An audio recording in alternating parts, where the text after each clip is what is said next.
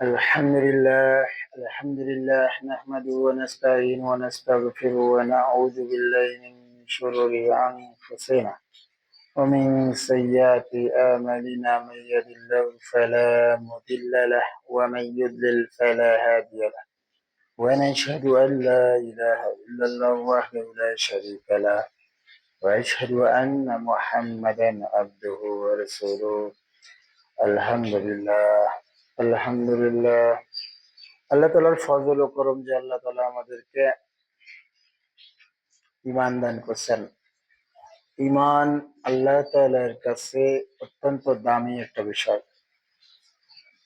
দুনিয়াতে যত নিয়ামত আমাদেরকে দান করছেন তার ভিতরে ঈমানই সর্বোৎকৃষ্ট নিয়ামত। মাথা থেকে পা পর্যন্ত যত নিয়ামত আল্লাহ তাআলা দান করছেন, সমস্ত নিয়ামতের মধ্যে শ্বাস প্রশ্বাস যেমন দামি, শ্বাস প্রশ্বাস না থাকলে মানুষই থাকতে পারে না, জীবিত থাকতে পারে না। ঠিক একইভাবে চোখ না থাকলে দেখতে পারে না, কান না থাকলে শুনতে পারে না, জবান না থাকলে কথা বলা যায় না, কথা বলতে পারে না। এই সমস্ত এক একটা অঙ্গ প্রত্যঙ্গ যেমন দামি, শরীরে রক্তের যেমন দাম, রক্তের যে রক্ত প্রণালী আছে সেটার যেমন দাম, সমস্ত কিছু যেমন দামি, এই সমস্ত দামি জিনিস সের চেয়েও ঈমান সবচেয়ে দামি। ঈমান আল্লাহ তাআলা এতটাই দামি করছেন যে যত বেশি ঈমান মজবুত হবে, ঈমান এতটাই দামি যে সমস্ত অঙ্গ প্রত্যঙ্গের চেয়েও ঈমান সবচেয়ে দামি। ঈমানের বিনিময়ে জান্নাত আসবে, জান্নাত আল্লাহ তাআলা ঈমানের বিনিময়েই দান করবেন। ঈমান ছাড়া জান্নাত আসবে না, এই জন্য ঈমানের বহুত দাম। এই জন্য আমাদের নিজেদের ঈমানকে মজবুত করা। ঈমান মজবুত হয় ঈমানি মুযাকারার দ্বারা। বেশি থেকে বেশি আল্লাহ তাআলা যে করনেওয়ালা জাত, আল্লাহ তাআলা খালেক, আল্লাহ তাআলা বলানেওয়ালা, আল্লাহ তাআলা এরকম দেখানেওয়ালা। এই যে আমরা দেখতে পাচ্ছি নদীতে স্রোত বয়ে চলছে, এই স্রোত আল্লাহ তাআলাই বহাচ্ছেন। দেখতে পাচ্ছি যে পুকুর এরকম ভেসে গেছে, নেট দেওয়া হয়েছে আর কি। এই পুকুর আল্লাহ তাআলাই ভাসাইছেন, নদীর দুই সাইডেই কি পুকুর। যে এরকম বৃষ্টি হচ্ছে এটা আল্লাহ তাআলাই দান করেন। সমস্ত কিছু করনেওয়ালা জাত আল্লাহ তাআলা।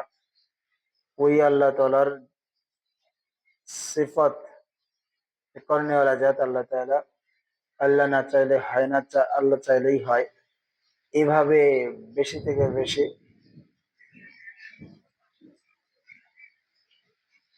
এই কথাগুলোর আলোচনা করতে থাকা, এই দ্বারা ঈমান মজবুত হয়।